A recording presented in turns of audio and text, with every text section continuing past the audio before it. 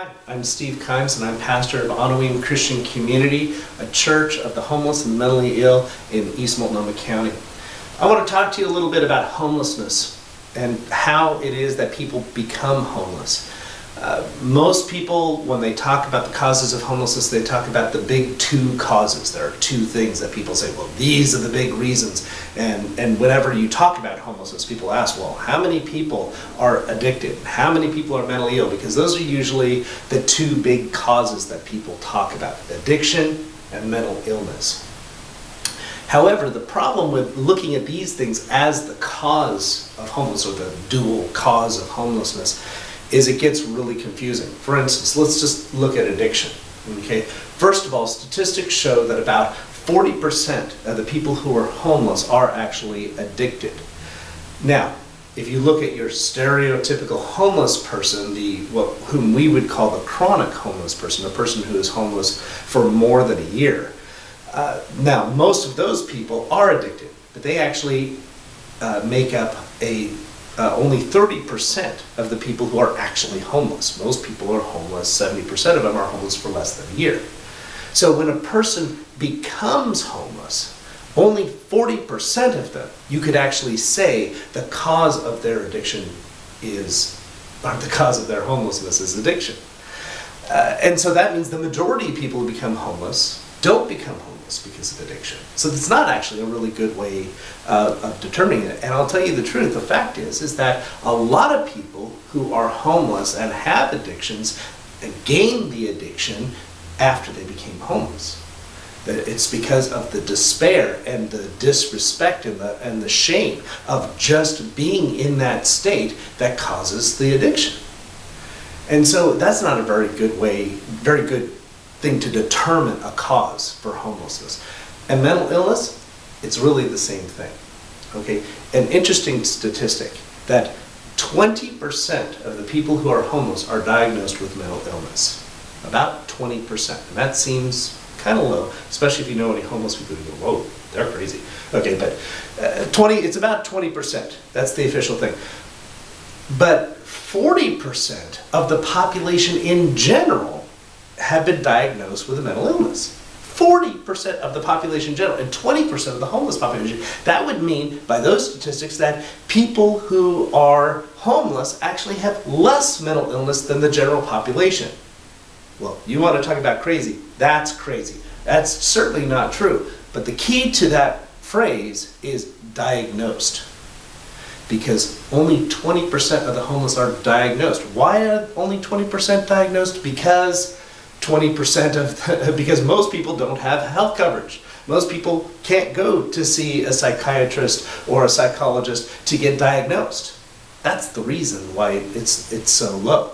At the same time, though, a person who is mentally ill and their cause of the homeless is mental illness, that means that what you're saying, or what a person who is saying that would be saying, is that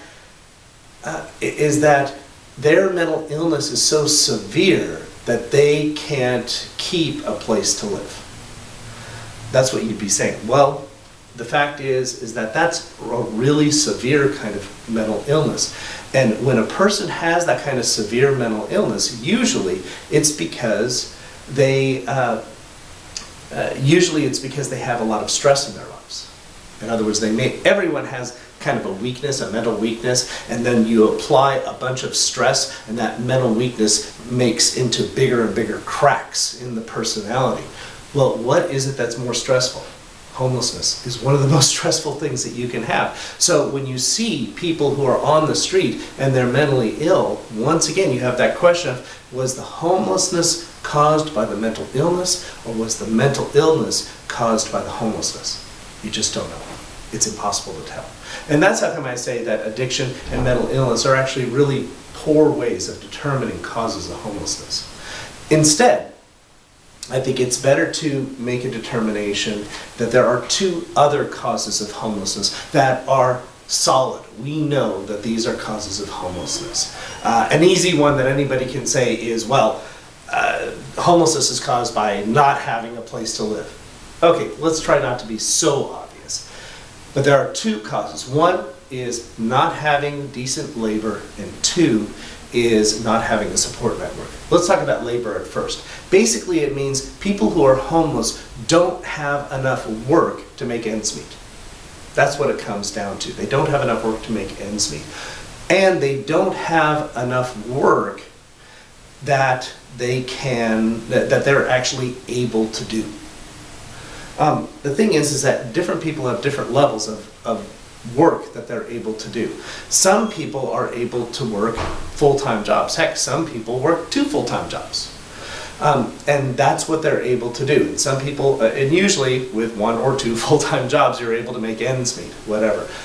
A lot of people, though, are not able to work a full-time job. A lot of people are not able to keep a job for a long period of time. And that could be for any number of different reasons. That could be because of addiction. That could be because of a mental illness. Or it could be because of something that wouldn't really be called a mental illness. I've got one friend of mine, he lives on the street. He's completely capable. He works really well, and there's no problem with the work that he does. However, once every few months or 6 months, his stress is so high that he ends up blowing up and yelling at everybody. Well, if you got a job, how many times does it take to do that before you get fired? Once. And that's the problem why he ended up being homeless, because he couldn't keep a job. It didn't have to do with addiction. It didn't have to do with even something that would be diagnosed as a mental illness. It's just sometimes he would break. I have another friend of mine, and he was a carpenter. Is a carpenter. He has all the skills of being a carpenter, and he's a handyman. He has actually built houses from the ground up, doing every single thing that he can do. And he moved up to Portland to be with his daughter and his granddaughter. He was kind of living in his truck sometimes, kind of living in a place, but everything was okay. He felt like he had a balance in his life, and everything was fine until his truck was stolen, which had all of his tools. And when you're a carpenter and you have a bunch of tools, those tools are your occupation. That was tens of thousands of dollars that was gone like that. He couldn't work anymore. He couldn't do anything. He no longer was able to be employed because he didn't have the tools of his trade. And so what did he do? Well, he spent time in the library. He spent time reading and hanging out and being homeless because he didn't have anything else he could do. And so that's the thing, is that these are labor difficulties. These are labor problems. It's not the stereotypical, oh, this person gets drunk all the time and so he can't work. No, it's much more complex than that. It's much more difficult than that. So people who are homeless because they can't work or they can't get adequate work to make ends meet. But here's the more important issue. The actual more serious issue, which is a support network. Anyone and everyone who is homeless don't have people to take them in. Most of you watching the video here, including myself and my family and friends and all of that, most of us, if we lost our jobs, if we lost our place to live, if we lost that, we had family or friends that we would have help us. People on the street don't. They simply don't have a support network. They don't have anybody who is going to give them a place to stay, who's going to help them get back on their feet, who's going to loan them some money until they can get back on their feet. That is actually the definition of homelessness. And to be honest, that's why we have Honorable Christian Community, to try to build up that support network, to try to get people to connect with other people who maybe will be able to get them jobs, will be able to get them finances, to be able to build that support network so that way they don't have to be on the street, but they can help themselves to get off the street.